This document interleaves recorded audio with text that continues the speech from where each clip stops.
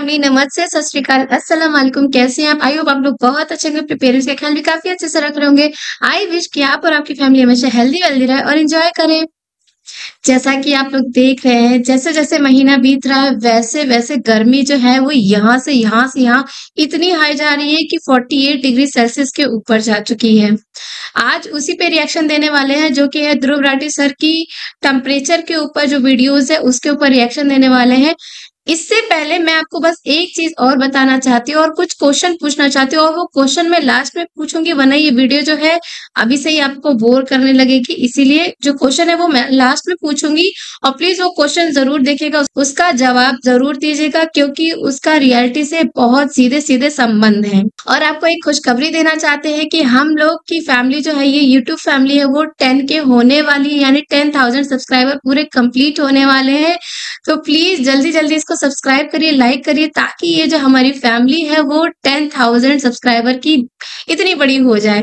Thank you so much एक बार फिर से। और आप लोग मेरी रिएक्शन वीडियो काफी ज्यादा पसंद कर रहे हैं, जो कि मेरा एक ड्रीम जॉब नहीं था रिएक्शन देना, लेकिन रिएक्शन वीडियोस पे मैं काफी ज्यादा जो व्यूज आ रहे हैं इसकी वजह से मैं ये रिएक्शन वीडियो बना रही हूँ। जैसे जैसे रिएक्शन वीडियो मेरी इंक्रीज होगी वैसे मैं आपके लिए एक बहुत अच्छी चीजें, जो सीखने वाली चीजें हैं, उसके ऊपर भी वीडियोस बनाना शुरू करूंगी। तो चलिए सबसे पहले वीडियो देख लेते हैं ध्रुव राठी सर की, उसके बाद आखिरी में बात करते हैं। Let's get started. नमस्कार दोस्तों, क्या आपको याद है आज से 2 साल पहले जब गर्मियों का मौसम आया था, साल 2022। इस आर्टिकल को देखिए, उसे हॉटेस्ट समर एवर करके पुकारा गया था। उस साल इतनी भयंकर गर्मी पड़ी थी इंडिया में कि 122 साल का रिकॉर्ड टूट गया था। लेकिन फिर आई 2023 की गर्मियां। 2023 में गर्मियों का मौसम इतना जलता हुआ गर्म था कि साइंटिस्ट ने कहा कि पिछले 2000 सालों की ये हॉटेस्ट समर थी धरती के नॉर्दर्न हेमिस्फीयर में। लेकिन फिर आते हैं हम साल 2024 पर। जनवरी 2024 हॉटेस्ट जनवरी एवर रिकॉर्डेड, फरवरी 2024 हॉटेस्ट फरवरी एवर रिकॉर्डेड, मार्च 2024 हॉटेस्ट मार्च एवर रिकॉर्डेड, अप्रैल 2024 हॉटेस्ट मंथ एवर रिकॉर्डेड। पिछले 11 महीने दोस्तों धरती पर रिकॉर्ड ब्रेकिंग रहे हैं गर्मी के मामले में। आज जिस तपती गर्मी को आप सह रहे हो ये नॉर्मल नहीं है, और आप अकेले भी नहीं हो। पिछले महीने साउथ इंडिया में और पूरे ही साउथ ईस्ट एशिया में ऐसी रिकॉर्ड ब्रेकिंग हीट वेव देखी गई। वियतनाम, सिंगापुर, मलेशिया, इंडोनेशिया, हर जगह ऐसे ही अनबेरेबल टेम्परेचर्स देखे गए। फिलीपींस में हीट इंडेक्स 53 डिग्री सेल्सियस तक क्रॉस कर गया था। उत्तराखंड में फॉरेस्ट फायर्स देखने को मिली। मई के पहले हफ्ते में ओडिशा, छत्तीसगढ़, मध्य प्रदेश और झारखंड में भी फॉरेस्ट फायर्स देखी गई। देश भर में हीट वेव्स की वार्निंग दी जा रही है, यहां तक कि केरला जैसी जगहों पर भी, जहां आमतौर पर हीट वेव्स नहीं रिकॉर्ड होती। और अब नॉर्थ इंडिया में 46 डिग्री सेल्सियस से ज्यादा के टेम्परेचर्स देखे जा रहे हैं। एक सीधा कारण इस सब के पीछे है ग्लोबल वार्मिंग और क्लाइमेट चेंज, लेकिन क्या ये इकलौता कारण है? नहीं। आइए इस वीडियो में समझते हैं 2 और कारण जिसकी वजह से ये सब हो रहा है, और लोकल लेवल पर क्या सॉल्यूशन है इसका। क्या कर सकते हैं हम सब इस गर्मी से बचने के लिए। बहुत ज़्यादा इम्पोर्टेंट बात बताने जा रहे हैं, बताने के जा रहे हैं। पहले तो हमें यह समझना होगा दोस्तों कि इस तरीके के एक्सट्रीम वेदर इवेंट्स सिर्फ इंडिया या साउथ ईस्ट एशिया में ही नहीं, बल्कि धरती के कोने कोने में देखने को मिल रहे हैं। इसी महीने साउथ अमेरिका में क्या हुआ, देखिए खबर को। At least 83 people are dead after days of heavy rain in southern Brazil, and more than 100 are missing. Another 122,000 people have been displaced by floods. Brazil में इतने भयानक फ्लड्स आए कि 1.5 लाख से ज्यादा लोग डिस्प्लेस हो गए। पूरे के पूरे शहर पानी के अंदर डूब गए। साउथ अफ्रीका में क्या हो रहा है, भयंकर ड्राउट की सिचुएशन देखने को मिल रही है। The southern African region is experiencing a severe drought, with many families unable to cater for their daily needs like food. I just spoke with some of the elders from the community, and the last time they can remember this type of drought is 1947. So this is not a normal circumstance. ऐसा drought जो पिछले कई दशकों में नहीं आया है, इसलिए कई सदर्न अफ्रीकन कंट्रीज ने $5.5 बिलियन की रिक्वेस्ट करी है बाकी दुनिया से, भूखमरी की सिचुएशन ना आ जाए। इस सब तबाही के पीछे एक वेदर इवेंट है जिसे सबसे ज्यादा जिम्मेदार ठहराया जाता है, एल नीनियो। वैसे तो ये धरती के क्लाइमेट की एक नेचुरल साइकिल है जो हर 5 से 7 साल में देखने को मिलती है, लेकिन क्लाइमेट चेंज की वजह से ये और एक्सट्रीम होती जा रही है साल भर साल। इस साइकिल का पूरा नाम है L Niño southern oscillation, short में कहा जाए तो ENSO। वर्ल्ड हेल्थ ऑर्गेनाइजेशन के अनुसार ये दूसरी सबसे बड़ी चीज है जिसकी वजह से धरती का क्लाइमेट बदलता है। इससे ऊपर पहले नंबर पर आता है धरती और सूरज के बीच का जो रिलेशनशिप है। अर्थ जो सन के अराउंड रिवॉल्व करती है, जिसकी वजह से मौसम बदलते हैं, गर्मियों के बाद सर्दियां, सर्दियों के बाद गर्मियां आती हैं। लेकिन उस इफेक्ट के बाद दूसरा सबसे बड़ा इंपैक्ट एल नीनियो का ही पड़ता है। क्या है ये एल नीनियो? ये एक ऐसी चीज है जो पैसिफिक ओशन में देखने को मिलती है। पैसिफिक ओशन दुनिया का सबसे बड़ा और सबसे गहरा समुद्र जो एशिया और अमेरिका के बीच में है। इमेजिन करो ये पूरा समुद्र एक टब की तरह है, एक बाथ टब जिसमें पानी इधर से उधर हिलता रहता है। जब आप टब में हाथ फेरते हो तो पानी इधर से उधर चले जाता है, फिर उसके बाद उधर से वापस इधर आता है। इसी तरीके से पैसिफिक ओशन में हवाएं चलती हैं जो ईस्ट से वेस्ट की डायरेक्शन में फ्लो करती हैं। इन हवाओं को ट्रेड विंड्स कहा जाता है और ज्यादातर टाइम ये हमेशा अमेरिका से लेकर एशिया और ऑस्ट्रेलिया की डायरेक्शन में ही फ्लो करती हैं, क्योंकि धरती की रोटेशन ऐसे होती है। कोरियोलिस इफेक्ट, इसके बारे में आपने स्कूल में भी पढ़ा होगा। क्योंकि अर्थ वेस्ट से ईस्ट की तरफ रोटेट कर रही है, इस कोरियोलिस इफेक्ट की वजह से ये ट्रेड विंड्स उल्टी डायरेक्शन में फ्लो कर रही हैं। अब इसकी वजह से नॉर्मली क्या होता है, पैसिफिक ओशन के सरफेस पर जो पानी है वो वेस्ट की दिशा में फ्लो करने लगता है, यानी कि ऑस्ट्रेलिया की तरफ फ्लो करने लगता है। और जब सरफेस का पानी उस तरफ फ्लो करने लगेगा तो ईस्ट की दिशा में समुद्र के नीचे का जो पानी है वो ऊपर की तरफ आने लगता है, यानी साउथ अमेरिका के पास समुद्र के नीचे से पानी ऊपर आने लगता है। इस चीज को कहा जाता है अपवेलिंग।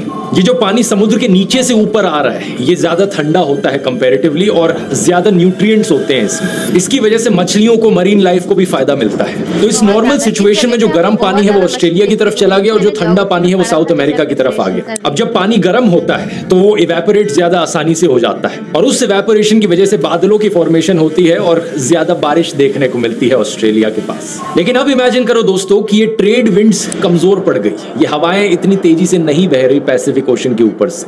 क्या होगा? जो अपवेलिंग है वो कमजोर होगी, ऑलमोस्ट होगी ही नहीं। जो सरफेस पर गर्म पानी है वो कंसिस्टेंटली गर्म ही रहेगा। जो बारिश ऑस्ट्रेलिया की तरफ होती थी वो बारिश पैसिफिक ओशन के बीच में कहीं भी हो सकती है, तो ऑस्ट्रेलिया का रीजन काफी ड्राई बन जाएगा। यही फिनोमेना होता है एल नीनियो का, जो कि एक साइकिल की तरह होता है। लेकिन ये कोई रेगुलर साइकिल नहीं है, कभी ये हर 4 साल बाद हो जाता है, कभी 5 साल बाद, तो कभी 7 साल बाद होता है। लेकिन जब ये होता है एल नीनियो तो ये 6 से 12 महीने तक चलता है। लेकिन इस एल नीनियो की ड्यूरेशन के दौरान दुनिया भर के वेदर पैटर्न्स बदल जाते हैं। ऑस्ट्रेलिया और साउथ ईस्ट एशिया में इसकी वजह से ज्यादा गर्मी पड़ती है, ज्यादा ड्राई कंडीशंस देखने को मिलती हैं, हीट वेव्स का रिस्क बढ़ जाता है। और ऑस्ट्रेलिया में जो वाइल्ड फायर्स हुई थी, आपको याद हो अगर 2020 में बहुत ही भयंकर वाइल्ड फायर्स हुई थी, उसके पीछे कारण भी यही एल नीनियो का इवेंट है। आखिरी एल नीनियो का इवेंट हुआ था 2018-19 में, जो कि करीब जनवरी 2020 तक चला था। यही कारण कि ऑस्ट्रेलिया में बुश फायर्स दिसंबर 2019 में देखी गई थी। उसके बाद से आज के दिन जनवरी 2023 से लेकर अभी तक एक और एल नीनियो चल रहा है। इंटरेस्टिंग चीज यहां पर यह है कि साउथ अमेरिका पर एल नीनियो का उल्टा असर पड़ता है जो एशिया और ऑस्ट्रेलिया पर पड़ता है उसका, यानी कि वहां ज्यादा बारिश देखने को मिलती है, फ्लड्स का खतरा बढ़ जाता है। यही कारण कि आज ब्राजील में भयंकर फ्लड्स देखने को मिल रहे हैं। अब इसके अलावा दोस्तों एक उल्टा फिनोमिना होता है एल नीनियो का, जो कि है ला नीनिया। ये दोनों वर्ड स्पेनिश से आते हैं। वैसे एल नीनियो का मतलब है द बॉय और ला नीनिया का मतलब है द गर्ल। जो नॉर्मल कंडीशंस मैंने आपको बताई थी जो पैसिफिक ओशंस में होती है नॉर्मली, अगर वो एक्सट्रीम में चली जाए तो ला नीनिया का इफेक्ट देखने को मिलता है। इसका मतलब क्या हुआ, जो ट्रेड विंड्स चल रही है वेस्ट की डायरेक्शन में वो और स्ट्रांगली उस डायरेक्शन में चलने लगती है। इसकी वजह से और ठंडा पानी साउथ अमेरिका के पास आता है और गर्म पानी ऑस्ट्रेलिया के पास आता है और ज्यादा बारिश होने लगती है ला नीनिया के केस में ऑस्ट्रेलिया में। ला नीनिया के इवेंट्स यूजुअली ज्यादा लंबे चलते हैं, ये 1, 2, 3, 4 साल तक भी चल सकते हैं। 2018-19 के एल नीनियो के बाद जब ला नीनिया आया 2020-21 में, तो वो इतना एक्सट्रीम चला गया कि ऑस्ट्रेलिया में उसकी वजह से फ्लडिंग देखने को मिली। इतनी तेज बारिश हुई ऑस्ट्रेलिया में। मार्च 2021 की आप खबरें देख सकते हैं, फ्लड्स इन ऑस्ट्रेलिया। एक ये बड़ा इंटरेस्टिंग चार्ट है जो आप स्क्रीन पर देख सकते हैं। इसमें पिछले 30 सालों में हुए एल नीनियो और ला नीनिया के इवेंट्स को ग्राफ पर डिपिक्ट किया गया है। जो ग्राफ ऊपर की तरफ उठ रहा है रेड कलर में, वो एल नीनियो वाले इवेंट्स है, और जितना ज्यादा ऊपर उठेगा उतना ही ज्यादा स्ट्रॉन्ग एल नीनियो का इवेंट रहा है। अभी तक का स्ट्रॉन्गेस्ट एल नीनियो का इवेंट 2015-16 में देखा गया था। उसके बाद 1997-98 वाला था, और फिर अब जो हम देख रहे हैं 2023 और 24 वाला। दूसरी तरफ नीचे ब्लू कलर में आप ला नीनिया के इवेंट्स देख सकते हैं। 2020-21 में लेटेस्ट वाला हुआ, जो कि all the way up to जनवरी 2023 तक चला। इससे पहले स्ट्रॉन्गेस्ट वाला जो ला नीनिया हुआ था वो 1999 और 2000 में हुआ था। और लेटेस्ट टाइम पर अगर आप जूम इन करेंगे तो आप देखेंगे कि एल नीनियो का ग्राफ वापस से नीचे जा रहा है, और साइंटिस्ट का मानना है कि जुलाई और अगस्त के महीने में ही ला नीनिया शुरू हो सकता करता है। इससे इंडिया पर क्या इम्पैक्ट पड़ेगा? इससे इंडिया का जो मॉनसून है वो बेटर देन एवरेज हो सकता है। पिछले साल 2023 में जो बारिश का मौसम था उस समय बारिश इतनी ज्यादा नहीं हुई थी एल नीनियो की वजह से, और यही एल नीनियो एक बड़ा कारण है दोस्तों जिसकी वजह से 2023 और 2024 की गर्मियां बहुत गर्म रही, जिसकी वजह से सदर्न अफ्रीकन कंट्रीज में ड्राउट्स देखने को मिले हैं और दुबई में हुई भारी बारिश और फ्लड्स के पीछे भी इसका हाथ बताया जाता है कुछ हद तक। अब साइंटिस्ट का मानना है कि इंसानों के द्वारा किए गए क्लाइमेट चेंज की वजह से ये एल नीनियो का इफेक्ट और ज्यादा एक्सट्रीम बनता जा रहा है, यानी कि एल नीनियो की वजह से आए फ्लड्स और ज्यादा खतरनाक बनते जा रहे हैं, हीट वेव्स और ज्यादा भयंकर बनती जा रही हैं। यही कारण है कि केरला में आज तक सिर्फ 2 बारी हीट वेव की वार्निंग दी गई है। पहली बार 2016 में था और दूसरी बार 2024 में। दोनों ही टाइम एक एल नीनियो चल रहा था। इंडियन मीटियोलॉजिकल डिपार्टमेंट का एक बेसिक क्राइटेरिया है हीट वेव को डिक्लेयर करने के लिए। ये कहते हैं अगर प्लेन्स में टेम्परेचर 40 डिग्री के ऊपर हो, कोस्टल एरियाज में टेम्परेचर 37 डिग्री के ऊपर हो और पहाड़ों में टेम्परेचर 30 डिग्री के ऊपर हो। इसके अलावा टेम्परेचर 2 कॉन्जिक्यूटिव डेज के लिए 4.5 डिग्री सेल्सियस अबव नॉर्मल रहे तो एक हीट वेव डिक्लेयर की जाएगी, और अगर ये 6.4 डिग्री सेल्सियस अबव नॉर्मल रहेगा 2 कॉन्जिक्यूटिव डेज के लिए तो एक सिवियर हीट वेव डिक्लेयर करी जाएगी। लेकिन अगर टेम्परेचर 45 डिग्री सेल्सियस के ऊपर क्रॉस करता है तो बिना और किसी कंडीशन के हीट वेव वैसे ही डिक्लेयर कर दी जाती है। अब ये तो हुई दोस्तों टेम्परेचर की बात, लेकिन अपने आप में टेम्परेचर को इतना ज्यादा यूजफुल मेट्रिक नहीं है, क्योंकि अगर आपने कभी नोटिस किया हो मई के महीने में दिल्ली में 45 डिग्री का सेल्सियस टेम्परेचर टॉलरेट करना ज्यादा आसान है एज कंपेयर टू मुंबई में 38 डिग्री सेल्सियस का टेम्परेचर टॉलरेट करना। मुंबई में 38 डिग्री ज्यादा अनबेरेबल लगता है दिल्ली के 45 डिग्री के कंपैरिजन में। ऐसा क्यों है? ऐसा है ह्यूमिडिटी की वजह से। जितनी ज्यादा ह्यूमिडिटी होती है हवा में उतना ज्यादा गर्म टेम्परेचर्स को टॉलरेट करना मुश्किल होते जाता है।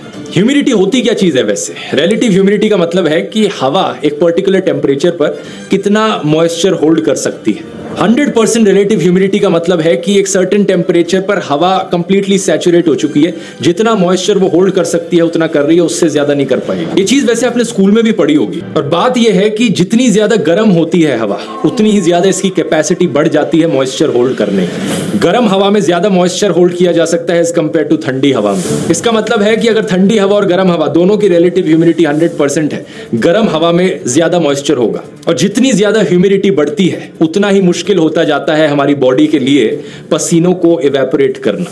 और पसीने आना जैसा कि आप जानते हैं हमारी बॉडी का नंबर 1 तरीका है हमारे को ठंडा रखने का। अगर हवा में बहुत ज्यादा गर्मी है और बहुत ज्यादा ह्यूमिडिटी है तो हमें पसीने आ ही नहीं पाएंगे और हमारी बॉडी अपने आप को ठंडा रख ही नहीं पाएगी, यानी कि बहुत ही जानलेवा हो सकता है। इसी रीजन से टेम्परेचर और ह्यूमिडिटी दोनों को कंसीडर करना जरूरी है, और एक मैट्रिक जो इन दोनों चीजों को साथ में कंसीडर करता है वो है हीट इंडेक्स। हीट इंडेक्स हमें बताता है कि एक्चुअली में जो गर्मी है बाहर वो कितनी गर्म फील हो रही है हमारी बॉडी को। फोन की वेदर ऐप पर आप अक्सर देखते होंगे मुंबई में जैसे टेम्परेचर लिख रखा है 31 डिग्रीज, लेकिन फील्स लाइक 37 डिग्री सेल्सियस। कुछ एप्स में इसे रियल फील करके लिखा जाता है। ये फील्स लाइक वाला इंडिकेटर हीट इंडेक्स से ही निकल कर आता है। इस चार्ट में आप देख सकते हैं अलग अलग टेम्परेचर्स के लेवल और अलग अलग रिलेटिव ह्यूमिडिटी और उनका कॉरस्पॉन्डिंग हीट इंडेक्स। अगर 35 डिग्री के टेम्परेचर पर 50% रिलेटिव ह्यूमिडिटी है तो आपको फील होएगा कि ये 41 डिग्री का टेम्परेचर हो जैसे, लेकिन इसी टेम्परेचर पर अगर 75% रिलेटिव ह्यूमिडिटी पहुंच जाती है तो फीलिंग आएगी 53 डिग्री सेल्सियस जितने खतरनाक टेम्परेचर की, और ये रेड कलर की कैटेगरी में आता है, यानी extreme danger.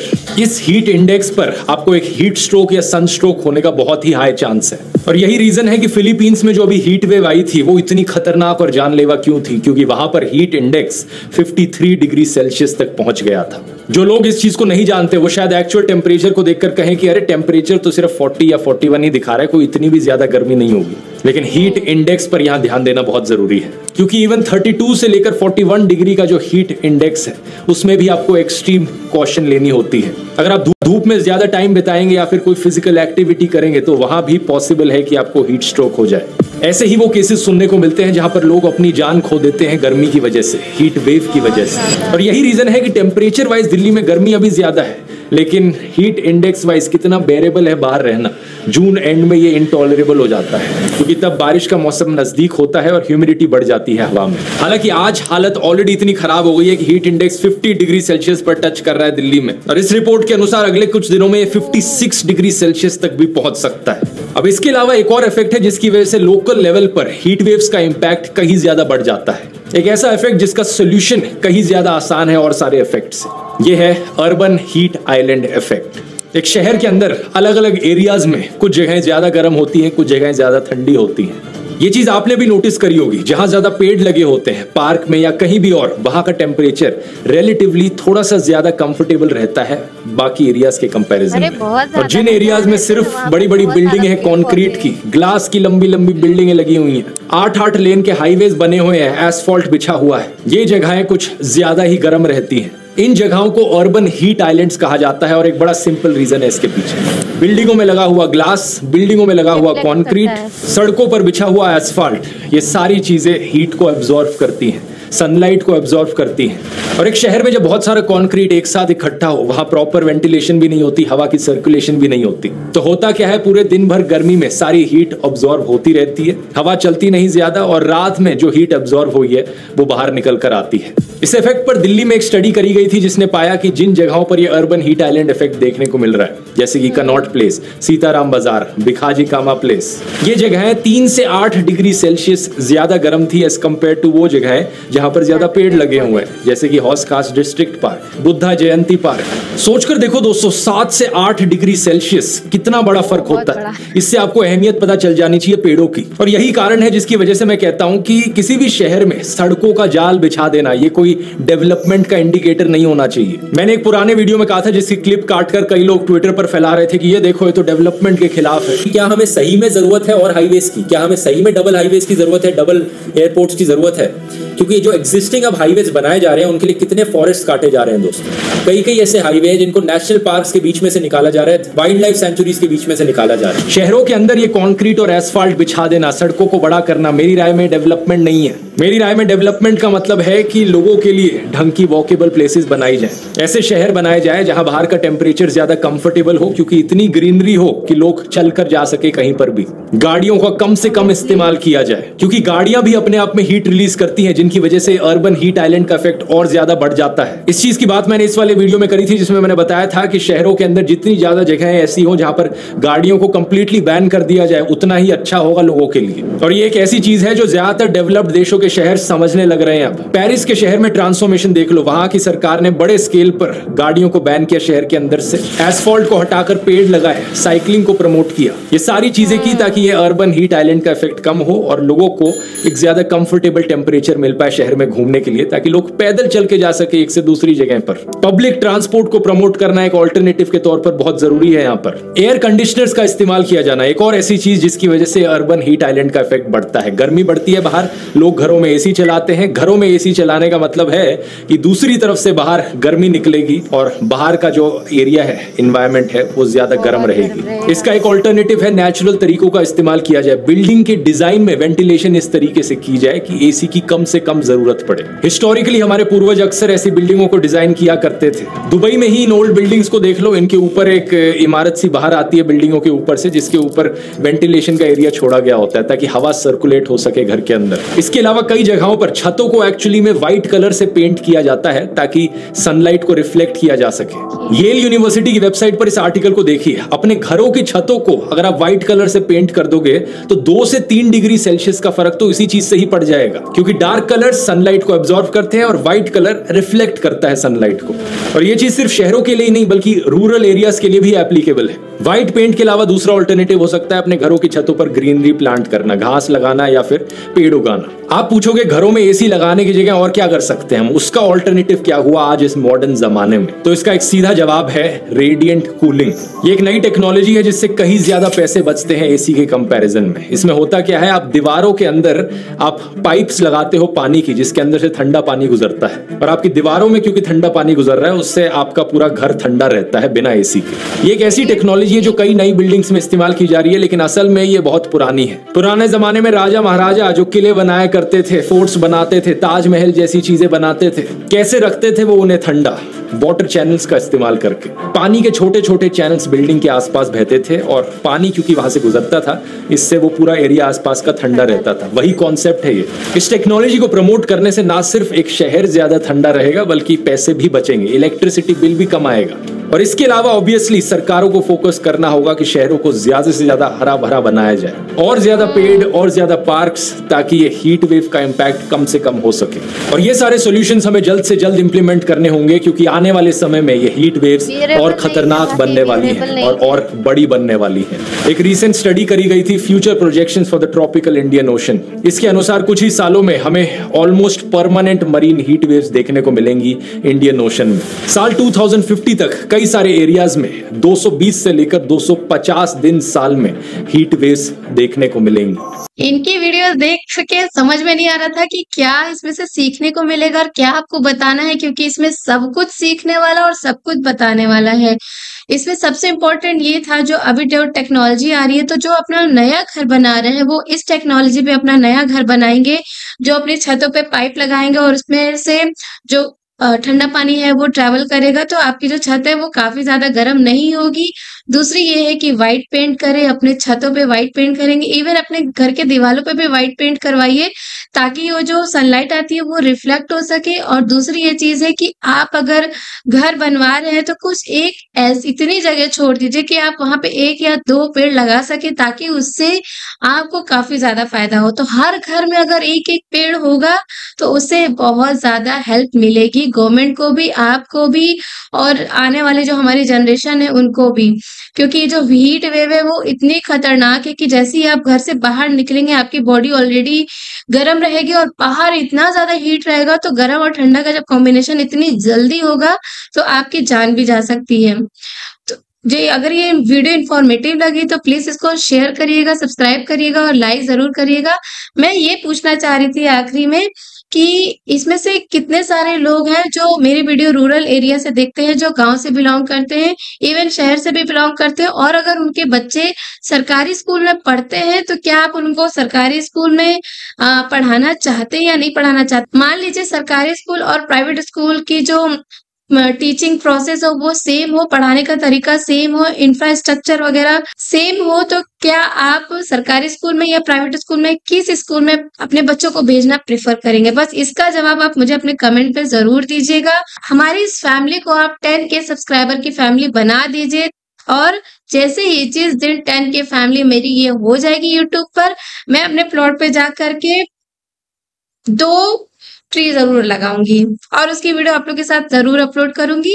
Thank you so much for watching me till last. Bye, take care, और प्लीज सेफ जरूर रहिएगा। बाहर निकलते टाइम अपने फेस को कवर कर लीजिएगा, अपने हेड को कवर कर लीजिएगा, क्योंकि जो हीट है वो डायरेक्ट स्ट्राइक करेगी आपके हेड पे, तो आपका हेड अगर गर्म होगा तो बहुत प्रॉब्लम होगी आपको, हीट वेव का असर आपकी बॉडी पे पड़ने लगेगा। तो thank you so much for watching me till last. Bye, take care.